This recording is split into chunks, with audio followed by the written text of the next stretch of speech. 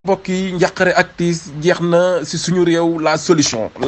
soxna Nafi Fallou Fall la voyante guérisseuse yow mi nga xamante ni da nga bëgg ñu raxasal la sa yaram ci eau miracle bi wala ñu duggal la xalwatu yow mi nga xamante ni nag bëgg nga ñu raxasal la sa biddéew ba mu leer nañ solution baa ngi noonu soxna Nafi Fallou Fall la voyante guérisseuse seet gu doy waar dalay seetal ci anam wu ne ci guitare ci petaaw lépp loo bëgg ñu gisee ko say mbir soxna Nafi Fallou Fall dala koy wan waaye ndomba yi nga xamante ne mbokk yi dalay aar muccal la ba nga set wecc ci lépp loo xamante ni torof torof soxna Nafi Fallou Fall la solution waaye ubbeeku bu doy waar mbokk yi jaaro yaa ngi noonu am na jaaro xaalis am na jaaro or waaye per di nga xamante ne da nga koy takk rek say buntu ubbeeku yow miy góor am jafe-jafe kàttan yow mi nga xamante ne bayra nga bëgg mbokk yi bayra bu tàng jër ngufu or la ñu koy liggéeyee bayra yi nga xamante ni bayra parfum la mbokk yi li ci gën a doy waar mooy foo ne ci àdduna bi rek soxna Nafi Fallou Fall dalay seetal say mbir yow mi nga xamante ne yaa ngi ci lamb ji doon mbër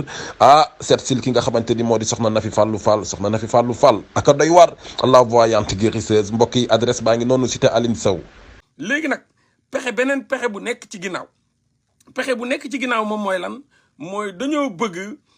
reporter élection yi fii ak 1 à 2 ans en attendant ñu mun a indi dossier bi nga xam ni dossier criminel yi ñuy jiiñ ay Ousmane Sonko d'insurrection de taal dëkk ak de nangam ak nangam moo ki nga xam ne mooy Diomaye Faye ñu mun a profité ñoom juger leen en attendant parce que buñ ko reculer ñoom bu Sénégalais yi cette année seen pexe yi ba ñu reculer élection yi 1 an à 2 ans ils auront le temps l'opportunité mun a jël Ousmane Sonko ak ki nga xam ni moom mooy Diomaye Faye ñu indi leen juger leen ci liñ leen taqal ci ay affaire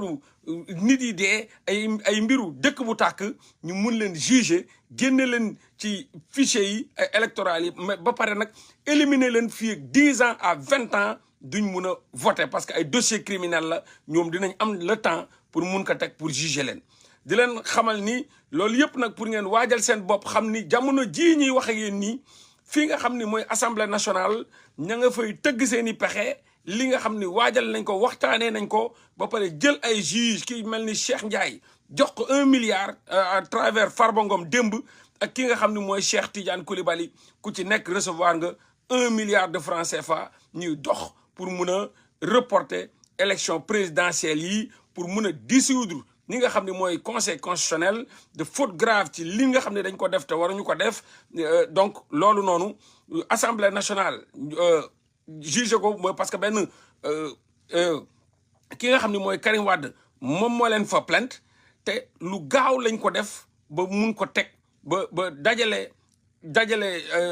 ki ñi nga xam ne ñooy député yi pour mun a wax ci li nga xam ni Karim Wade moom moo ko dugal ci assemblée nationale pour ñu mun ko teel a lijjanti dissoudre conseil constitutionnel pour bañ a mën a def ay élection fay ay ñi nga xam ni mooy juge yi mooy ku mel ni Cheikh Ndiaye ak ku mel ni Cheikh Tidiane Coulibaly di leen waxal ni ku ci nekk ci ñoom recevoir nga de la part de Farba Ngom 1 milliard de francs CFA 1 milliard de francs CFA cash je vous dis bien cash démb recevoir nga 1 milliard de francs CFA kii mooy Cheikh Ndiaye nekk conseil constitutionnel recevoir na des mails de Farba Ngom démb 1 milliard de francs CFA ki nga xam ni mooy Cheikh Tidiane Coulibaly moom waa PDS la moom te il assume muy nii le juge Cheikh Tidiane Coulibaly wax naa leen moom it recevoir na 1 milliard de francs CFA moom it à la dernière minute la ko Macky Sall indi dugal ko conseil constitutionnel mais moom depuis PDS ba léegi mu ngi woon ci conseil constitutionnel ba donc di leen wax ni même boo demee ci ñi nga xam ni ñoom ñooy le livre colonel Abdou Aziz Ndaw mi ngi expliquer foofu bu baax a baax ci ki nga xam ne mooy Cheikh Tidiane Coulibaly mun naa leen ko lire vite fait ci benn paragraphe bu ma récupérer foofu noonu mu ne l'angle d'attaque du PDS ou tout au moins de ses députés contre le conseil constitutionnel mérite mon intervention en tant que témoin privilégié de l'histoire de ce pays. Je ne défends pas le conseil constitutionnel et je n'ai pas à le défendre. Chacun des 7 sages ayant sa propre conscience et devant répondre de sa décision devant Dieu. mooy jamono ji ñu waxu conseil constitutionnel chaque jour ne nañ dëkk bu tàkk wax naa leen ko dëkk Sénégal saa yi tàkkee conseil constitutionnel moo ko taal ndax ñoo xam ne ay juges yoo xam ne président bi moo koy choisir donc mu ne moom colonel Abdou Aziz Ndaw Il se trouve que par ma qualité d'officier de police judiciaire, j'ai eu à participer à l'enquête concernant l'assassinat de Maître Sey. Il se trouve aussi qu'un des sages, en l'occurrence le magistrat Cheikh Tidiane Koulibaly,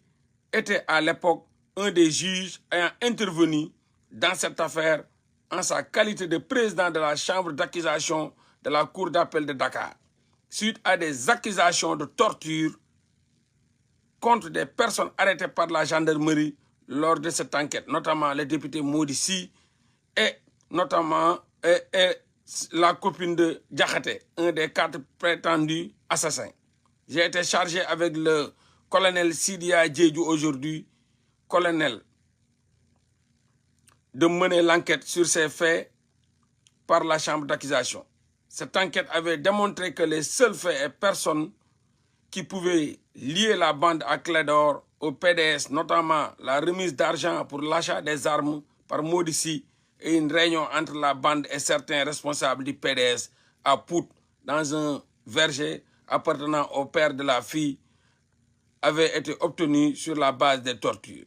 Le magistrat Cheikh Tidiane Koulibaly avait annulé en 1994, sans hésiter, toute la procédure incriminant le PDS. daf ko yàgg liggéey lu mel noonu. Donc loolu lépp Cheikh Tidiane Koulibaly c'est un membre 100% du PDS. dafa yàgg liggéeyal PDS ci lu salté. Donc moom recevoir na démb 1 milliard de francs CFA le magistrat Cheikh Tidiane Koulibaly, le frère à Abdou Latif Koulibaly,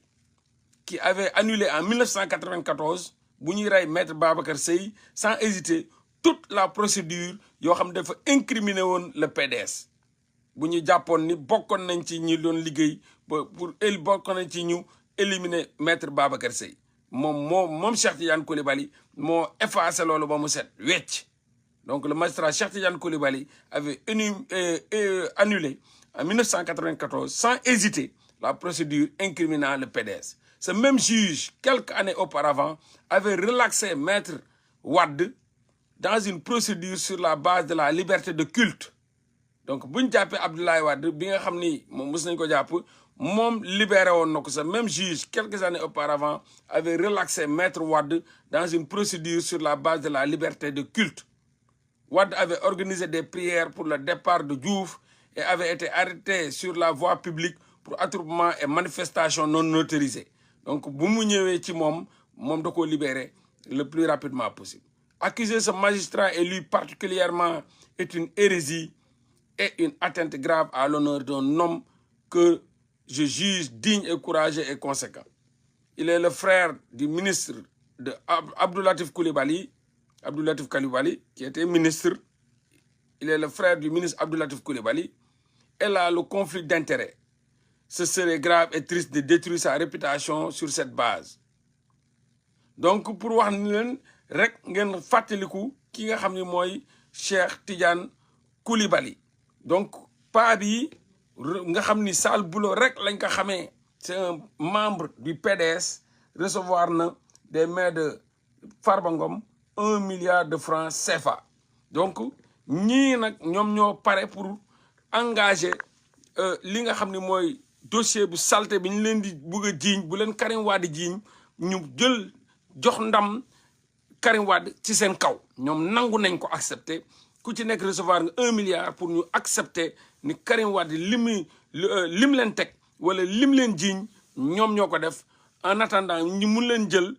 dissoudre li nga xam ne mooy conseil constitutionnel yóbbu ko ci haute juridiction yi comme quoi de faute grave lu ñu def dafa doy waar lu yéeme la. Donc li nga xam ni Karim Wade def na ko moom mooy déposer lu mel ni plainte mun nañ ko woowee plainte assemblée nationale le plus rapidement possible tënk ko bu ko juger comme si ñu corrompre 2 juges yi ñu mun a daane 2 juges yi moom mooy ki nga xam ne mooy Cheikh Tidiane Koulibaly ak Cheikh Ndiaye nga xam ni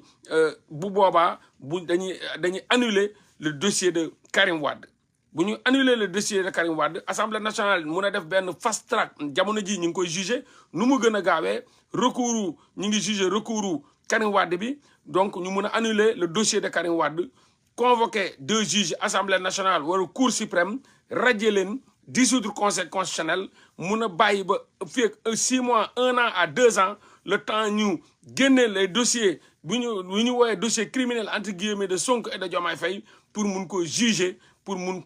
leen a taqal loo xam ni fii ak 10 ans à 20 ans duñ mun a bokk ci élection yi. donc ci loolu la ñuy dox jamono ji ci loolu lañ nekk di tabax ci loolu lañ nekk di waajal ay ndëgg sërëx léegi nag di xamal sénégalais yi ñu jóg ñu waajal seen bopp ñu préparer seen bopp ñu lànk ñu refuser ne kenn du fi arrière élection yi kenn du fi dëpp élection yi. donc boo leen seetloo bu baax a baax ñi nga xam kii nga xam ne mooy nguuru mbub wax na ko ne ko gars yi ñi ngay bëgg a waajal repousser élection yi ci assemblée nationale. boo leen demee ci page Pape Alé Niang le journaliste aussi wax na ko le Pape Alé Niang en tant que journaliste wax na ko développé wu ci nag mais nee na leen ña ngay waajal repousser élection yi fii nga xam ne mooy assemblée nationale. ñooñu yëpp constitutionnaliste bi nga xam ne mooy nguur buub di jàmbaar fàq tëdd wax na ci ki nga xam ne mooy Pape Alé Niang wax na ci mais développé wuñ ko bu baax a baax dañoo xamale rek ne gaa yaa ngi liggéey am na lu ñuy tëgg ca assemblée nationale